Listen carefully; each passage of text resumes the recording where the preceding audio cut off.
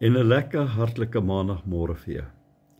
Julle, ons het nou gister die heerlike voorreg gehad om as gemeente, om as boeties, sissies, kinders van God,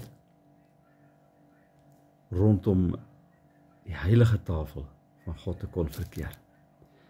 En wow, wat 'n oomblik. En dit laat my vanmôre dink hoe bevoorreg is ek en jy om in hierdie land nog te kan sê, my keuse is om God te dien. As 'n ou mooi koortjie wat sê, ek wil die Here dien met alles wat in my is.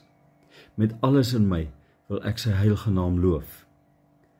Gister was net eenvoudig iets besonders om net opnuut te kon ervaar. God is 'n werklike God. God is 'n God wat omgee. God is 'n God wat nooit ophou om lief te hê nie.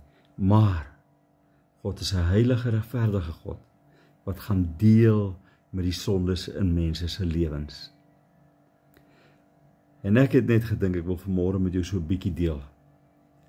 Hoekom dit belangrik is dat jy 'n intieme verhouding met God opbou, sodat jy nie sal veragter in genade nie.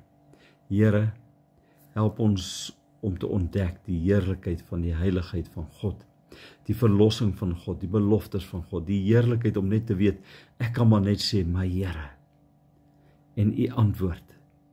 Dankie dat ons vanmôre die voorreg het om dit nie te kan glo, as 'n keuse om te sê, ek wil die Here dien en ek wil die Here loof.